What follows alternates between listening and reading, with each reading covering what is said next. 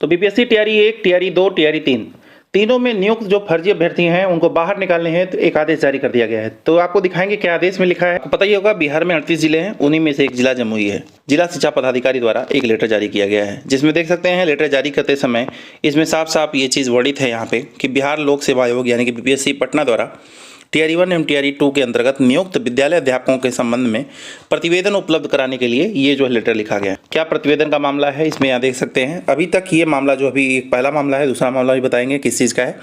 ये पहला मामला है कि टीआरई 1 टीआरई 2 के अंतर्गत या अभी टीआरई 3 में होने वाला है, उसमें भी बहुत सारे ऐसे अभ्यर्थी होंगे।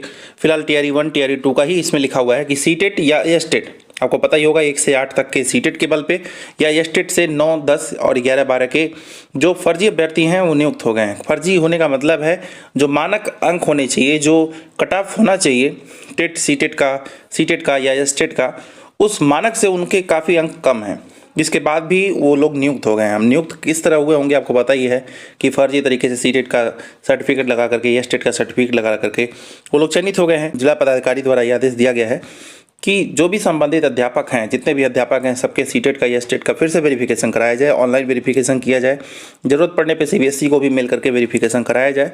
और साथ ही साथ इसमें जो दूसरा बात लिखा हुआ है उसको ज़रा ध्यान से देखिएगा, आवासीय प्रमाण पत्र। जैसे कि अदर स्टेट के जो अभ्यर्थी हैं वो भी, जैसे मान लीजिए आपको बताएं टीआरई 1 में, ठीक है, तो टीआरई 1 में जो चयनित हुए अभ्यर्थी हैं 9 से स्पेशली 12 के बीच में, इसमें जो एस्टेट मांगा था उस एस्टेट के आधार पर लोग चयनित हुए थे, ठीक है, अदर स्टेट के अभ्यर्थी भी। लेकिन इस एस्टेट को करने के लिए, इस एस्टेट को फॉर्म को अप्लाई करने के लिए सबसे पहले बिहार का ही निवासी होना चाहिए था, अदर स्टेट नहीं भर पा रहे थे।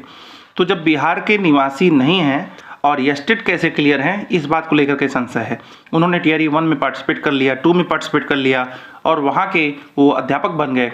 अब फर्जी तरीके से उन्होंने निवास प्रमाण पत्र बनवाया, अधिवास प्रमाण पत्र जिसे कहते हैं, उन्होंने बिहार का बनवा लिया और वहाँ पे वो लोग चयनित हो गए, ठीक है। फिलहाल ये नहीं होना चाहिए, इसकी जांच होनी चाहिए, इसके लिए ये लेटर जारी किया गया है।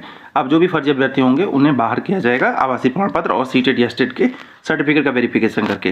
तो फिलहाल जो भी फर्जी अभ्यर्थी हैं वो अलर्ट भी हो गए हैं, बहुत सारे भाग भी जाएंगे, आपको पता ही होगा, हमेशा धरपकड़ जारी रहता है। अब यहाँ तक पहुँचे ही क्यों?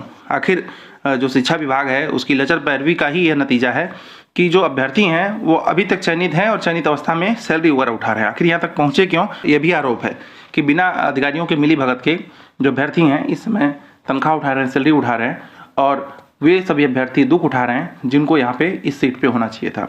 तो फिलहाल आपका क्या कहना है, आपकी क्या राय है इस न्यूज़ को लेकर के कमेंट बॉक्स में जरूर लिखिएगा। अभी के लिए बस इतना ही, धन्यवाद।